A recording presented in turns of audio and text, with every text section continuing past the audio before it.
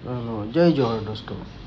आज भी हम लेट हो गए, सुबह के हो गए 6। जिम पे के लिए हमने हल्का ना टाइम।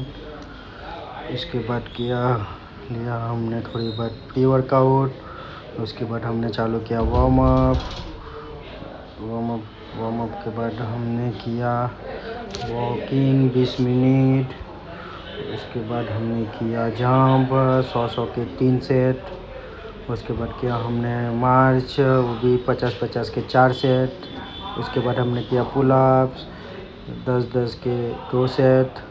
उसके बाद किया हमने टी बार, वो 15-15 का 4 सेट। उसके बाद किया हमने बैक नेक पुली, वो भी किया हमने 15 और 12 का 4 सेट।